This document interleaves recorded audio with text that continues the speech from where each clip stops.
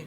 For Freire, conscientisation through inquiry, through examining and problematizing, through unlearning what we expect and recreating, is actually going, we're not going to accept the status quo.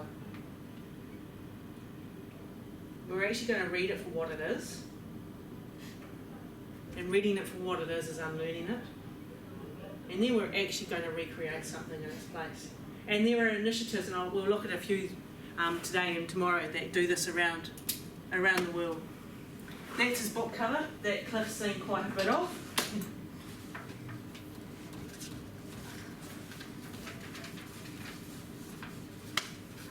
I've already talked to you about that fusion of theory and praxis, that practice that you get within it. You already know about dialogue and the importance of everyone talking together. You can already see that a youth worker who's working with Paulo Freire is actually consciously working with him. Like those of you that do know Jodie in the library, when she was doing stuff in the library, she was consciously using him every single time. It wasn't something that you just do because you do it. Even the original teacher of Freedom Writers actually was consciously using Paulo Freire.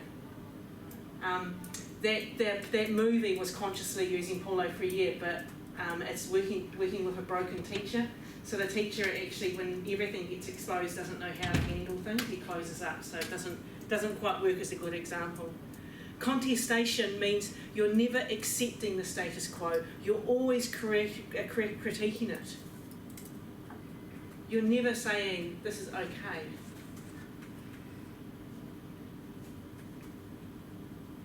It's working with the basics of questioning, but then it's going, what can we do to make things better? You know, and I'll pick on, you know, the half of the room that is faith-based, and so this is kingdom-based action. This is what you would have seen Jesus doing as an example. A person who came down to earth, who actually walked the theory. He walked the law. The law wasn't something you held in knowledge anymore. It was something that you walked and talked. You would engage with dialogue, so the use of parables. Those parables would actually contest the status quo and critique it. So you were actually really doing that space of unlearning and recreating within it. The whole thing, and this is what I love about Paulo Freire, is, and this is why we introduced Levinas at Global Focus, is the pedagogy of the oppressed. He did not write for those who have got this, for teachers. He did not write that for teachers here, and he did not write that for middle class people.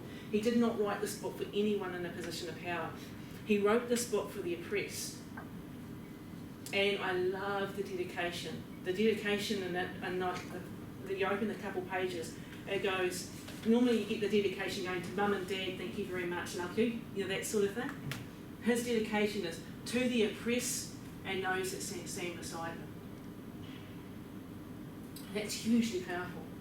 This book was written for the oppressed and for those that stand beside them. And the whole book is, how do we actually question the status quo? But he realised when he went to the States, where it became very, very popular, and I've seen this in action myself, where people that have a position of power go, oh, all these poor people need to learn how to read and rewrite their world, and I will do it for them and help them. That actually, it wasn't, for some people, they understood the message, but they didn't understand that they were the message bearers. The message bearer are the poor themselves, the ones that want to actually go, we want to change the system, the oppressed themselves. And those that stand beside them, those that actually understand the oppression. It's not for people who just want to change the world. But he wrote another book going, The Pedagogy of Hope. And in that book, he says that we're all born with an ontology. So Heidegger says we're born with an ontology that makes us live towards death. Levinas says we're born towards an ontology that means that we need to put the other first. Freire says we're all born with an ontology of hope. So the basis of our understanding, that's ontology, the basis of our understanding is hope. I think it's incredibly powerful when you think about it that way, because what he's trying to say is every single baby, when they're born, the very desire that drives them from the word go is hope. And the pedagogy of hope goes into saying he didn't write this book for those that want to change the world but don't understand the world. But if they want to understand the world, they need to understand that the world needs to be first built on hope. What does pedagogy mean again? Pedagogy, so pedagogue pedagogue, that's it. Pedagogue is teaching and learning. Ology is science of. It's Latin, I think, or Greek, one of those two. So, particularly from the States, and I actually don't see a lot of youth work in New Zealand that actually is Freire and purely, i.e. is about reading and rewriting the world. But within the United States, some really good examples are adult education, community ed, alt schools, after school programs and youth work. So we'll have a look at some of these. Stop me talking at you.